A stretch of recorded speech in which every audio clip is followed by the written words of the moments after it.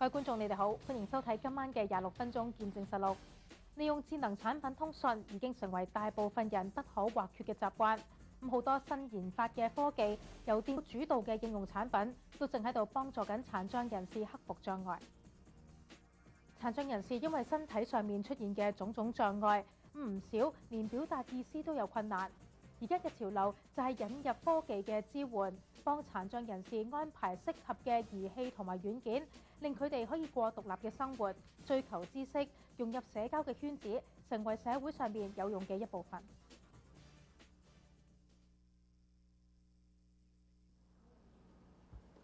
Hi, Craig. How are you doing today? Hey, Patricia. Good. Good to see you today.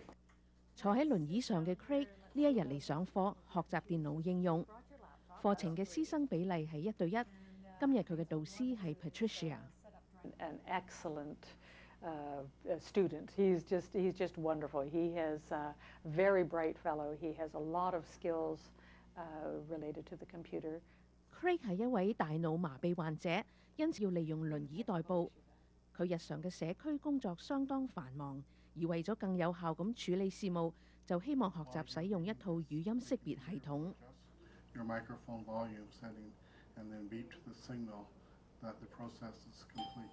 Okay. Hey. And it also saves on my energy, because then the only thing that needs to work is my head and my mouth, and I can rest my arms to the side,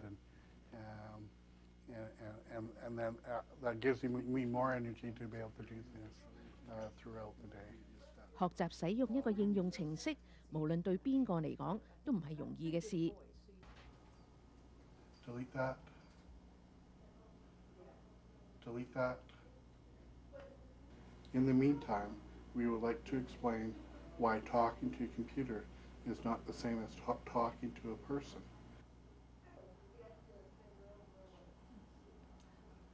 Delete that.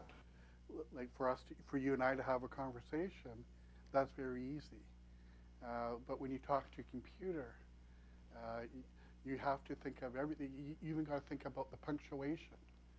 So you got to put in the commas, you got to put in the periods, and so when you say, "Hello, how are you?" you have to say "Hello, comma, how are you?" question mark. And so it really takes a while to change your thinking around that. 學習過程固然係辛苦，但係佢就從其中得到好大嘅樂趣。So sometimes people might hear me say, when I talk to them, they might say, "How are you?" question mark. Oops. 性格開朗友善嘅 Craig 仲經常喜歡向人誇口自己架電動輪椅嘅功率係幾咁好。And that's my battery indicator. It tells me I've got 99% charge. That's my odometer, so how many kilometers I've gone, and it tells me what my speed is when I move. Sometimes the chair has more energy than I do. 佢認為智能技術支援變得越嚟越重要，幫佢做到好多佢原本冇能力做到嘅事。Technology, like I said, is really transforming people's lives, especially for people with disabilities. 事實上，有唔少電腦部件都係為特殊需要而設計嘅。身為科技輔助儀器專家嘅 Patricia 就最清楚啦。佢嘅工作就係幫助唔同程度嘅殘障人士選擇適合嘅智能產品，並且設計訓練課程，等佢哋可以跨越身體嘅障礙，發揮潛能。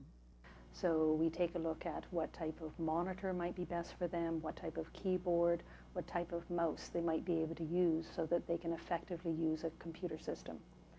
譬如鼠標就有研發公司製造出各種各樣嘅形態。呢一款滾球式鼠標比較常見，但係就適合好多種嘅情況。So someone who might not have any finger issues or finger problems, they can't actually move their fingers, they can now control it by using the side of their hand, the back of their hand. I've had people use their elbow, and one person actually used their feet. 另外，呢一款垂直鼠標係 Patricia 好多時候都推薦俾學員用㗎。So that you're no longer having to do that twisting to bring your hand into that horizontal position. And that can be very difficult for someone with a disability or someone with pain issues. 如果手腳動作都唔方便，仲有可以用頭部動作嚟到操控嘅鼠標。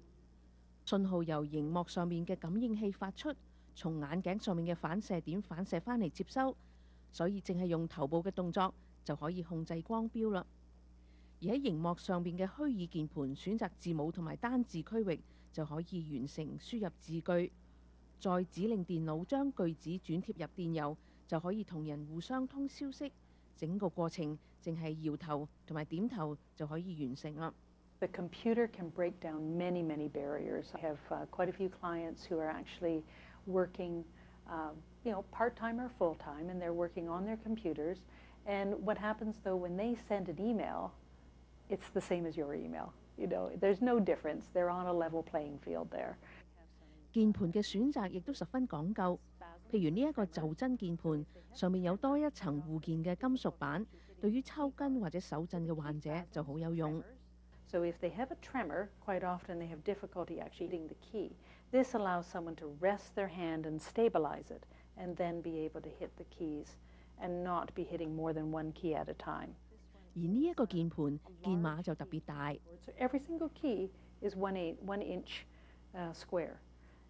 It's very useful when someone has some physical issues with that hitting and aiming, or someone with some vision issues. 呢一個鍵盤甚至冇鍵碼，上面嘅圓盤唔係按鈕，而係用嚟橫向推動嘅。We had a client in who had lost all of his fingers from diabetes. He had no fingers on either hand. So we set him up with this, and then he was in a nice, comfortable position. He could just shift them around. It will also control the mouse, too. And when you have very significant disabilities, that independence in being able to do something on your own becomes very important for your self-esteem, just your general health, because you're the one who's in control in that point. 即使身體有殘障，但係仍然堅持不停學習。陳以玲曾經四肢癱瘓，完全失去活動能力，而家好返好多。佢嘅願望係快啲重新投入社會，所以近來周圍去揾工作。I've been driving with my left foot for 2 years. But since my right foot has regained its strength, I'm driving with my right foot now, so it's okay. 呢一架車係特別設計㗎，有2個油門，陳以玲邊一隻腳夠力就用邊一隻腳嚟到操控。I think people that aren't aware about people with disabilities, they're not that knowledgeable about what challenges people with disabilities have to face. Hi, Elaine. Have a seat here.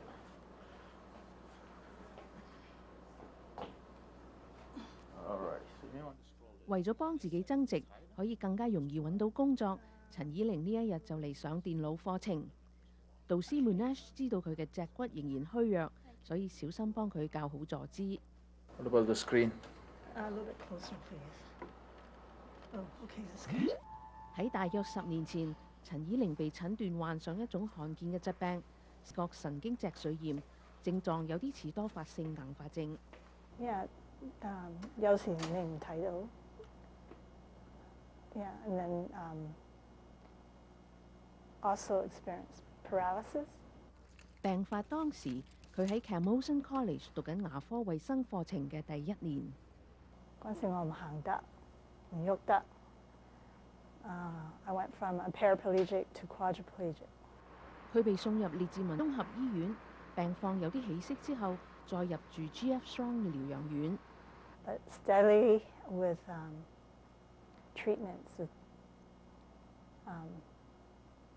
steroids, chemotherapy, and plasmapheresis. Eventually 我可以慢慢用個 walker 行出嚟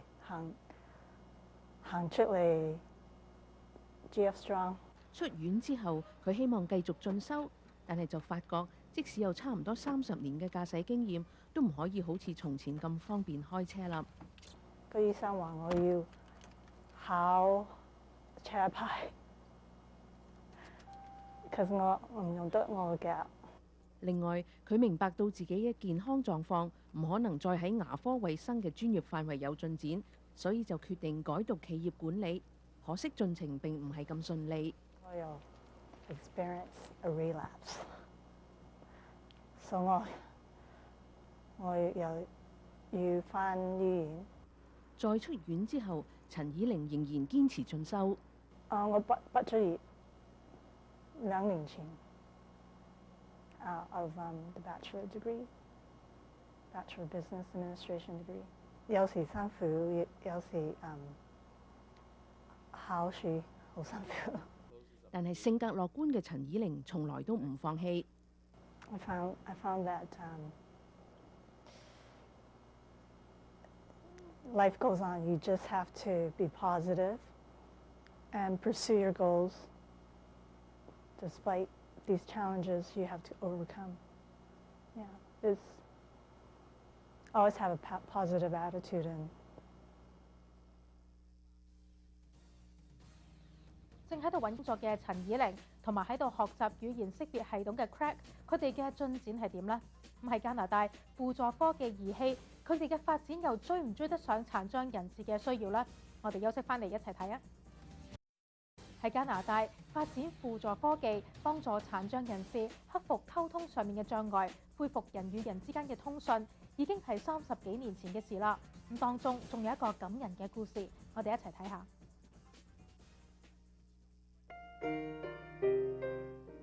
喺差唔多30年前 ，BC 省府 Victoria 公路上面一層黑冰，釀成咗一宗車禍，摧毀咗24歲 Neil Squire 年輕而美好嘅世界。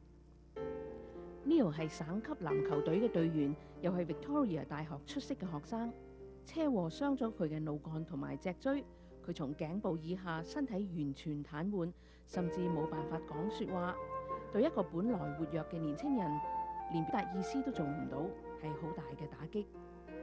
睇到呢個情況，身為工程師嘅親戚 Bill Cameron 同幾位義工同事一齊為 Neil 開發出一項新嘅技術。用呼吸管打出摩爾斯電碼，呼氣代表1畫，吸氣代表1點，咁樣 Neil 先至可以恢復同周圍嘅人溝通。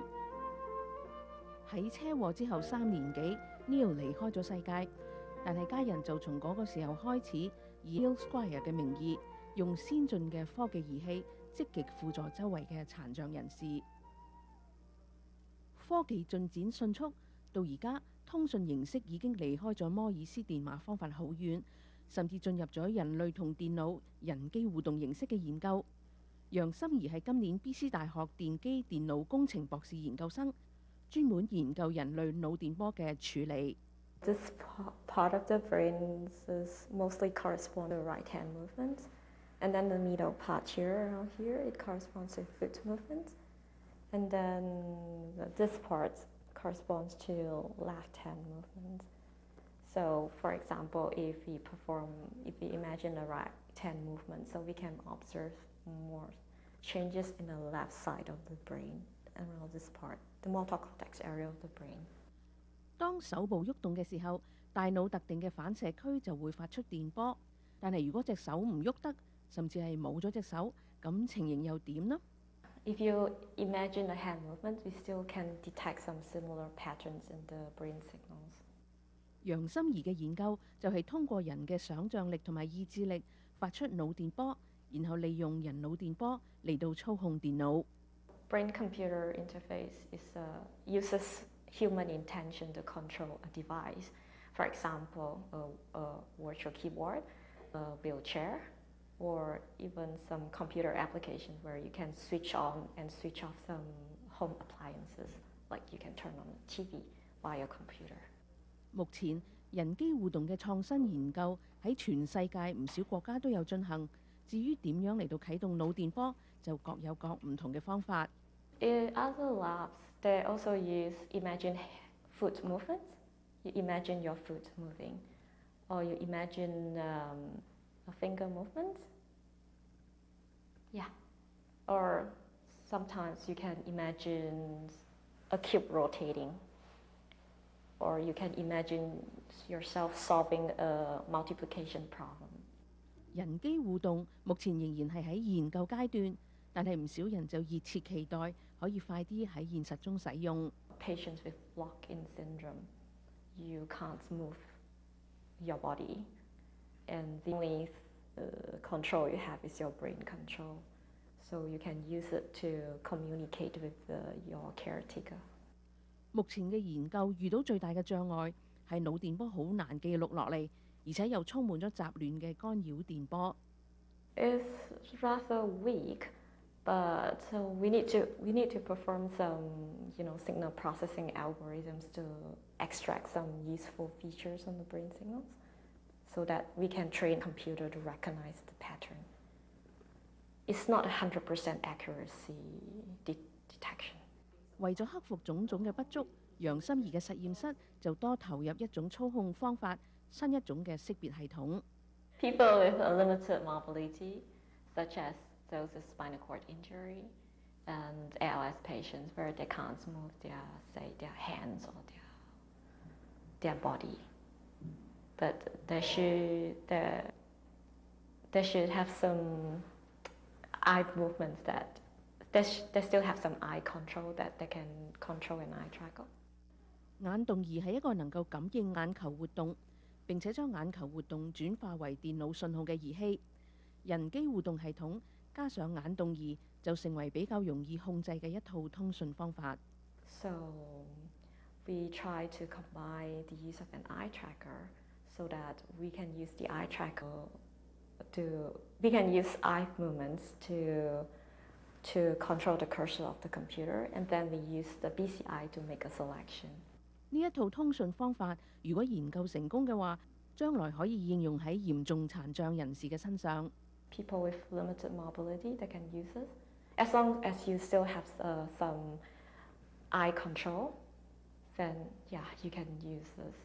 喺科學研究嘅領域，人機互動系統研發係一個熱門嘅課題，可以預見會帶嚟無限嘅應用可能性。At the moment, the success rate is not very high, so it's not very suitable for real-world application yet. So hopefully, in 10 years' time, there will be better recording technology, and then we can get more reliable brain signals. And then the system itself is more accurate and more reliable to be used. 社會致力於科學研究，克服身體嘅缺陷，因為我哋相信每一個人，包括殘障人士，都有權利發揮潛能，成為可以積極貢獻社會嘅一份子。事實上，加拿大統計局最近嘅數字顯示，有14%嘅國民，即係大約440萬人，係有某種程度嘅身體殘障嘅，其中包括溝通障礙、學習障礙、活動障礙、失聰、失明等。喺呢啲人當中，有2/3喺日常生活中有機會使用到輔助儀器，可以克服某種程度嘅障礙。可惜嘅係，處於工作年齡嘅殘障人士有超過一半係失業㗎。如果得到工作機會，佢哋係有足夠嘅能力加入勞動就業嘅國民生產隊伍當中。上一節提到，曾經4肢癱瘓，而家漸漸復原嘅陳以玲就進修緊商業方面嘅應用程序 Access 同埋 Outlook。Because most employer want their employees to know, to have computer knowledge about these two particular programs. 佢亦都探究緊究竟邊一種工作係佢嘅能力可以勝任嘅。做賣貨，幫個公司賣貨。喺呢一方面，佢落咗唔少苦功。I'm in another program right now too. It's with the Purchasing Management Association of Canada. There's different levels. It's actually the supply chain management professional program. I completed level 2 of that program. 可惜到目前為止，進展仍然相當緩慢。I had a few interviews. 但佢認為俾啲時間，佢一定會揾到工作㗎。而目前係一個鍛鍊嘅過程。It's quite challenging, and plus family support is you need that when you have to encounter illness, a severe illness like mine. 至於學習使用語音識別系統嘅 Craig 就進步得好快。呢一日佢就完全成功咁用聲控打好一封電郵，並且寄俾同事。I am in the meeting until 4 p.m. today. Period. Feel free to call me after that time. Period. I look forward to your call. Period. Click send. Craig 係大腦麻痹協會嘅會長，協會總部位於溫哥華市中心。佢又負責溫哥華市議會同埋本拿比市議會殘障人士交通諮詢嘅任務，亦都參與社區工作，同周圍嘅人保持緊密聯繫。I'm very dependent on the computer. Like I say, for me to go into the office every day takes a lot of time and energy to do that. So it's become much more efficient and better for me to be able to work from home. 喺幾個月之前，佢發覺自己嘅電腦唔夠用啦，對電腦嘅容量、工作嘅空間都覺得唔滿意。This top here is a bit too low for me. I would much rather have it up here. And so doing this after a while, my back gets sore, my shoulders get sore, and it's a very small work surface here as well. And so I basically had really outgrown this space. 佢向省政府申請要一台新嘅電腦，而好快申請獲得咗批准。佢得到全套新嘅電腦、新嘅工作台、新嘅語音識別程式。My new station, and this is a great thing. This keyboard tray, because I can adjust it in position exactly where I want it, and this is a much more comfortable and I think a healthier workstation for me. Technology has significantly improved a lot of people's lives. To see them grow and to see them take on this new challenges is very rewarding. Eventually 我可以慢慢用個 walker 行出嚟。So hopefully in 10 years' time, there will be a better recording technology. 好啦，今晚我哋嘅節目時間又差唔多。觀眾如果想重溫今晚嘅節目內容，可以去到我哋嘅網站 www.fairchildtv.com 節目重溫嘅一欄。咁如果觀眾對我哋節目有任何意見嘅話，歡迎你傳真或者電郵俾我哋。我哋嘅傳真號碼係604-295-1318，電郵地址係 mag26@fairchildtv.com。我哋下個星期同樣時間再見，晚安。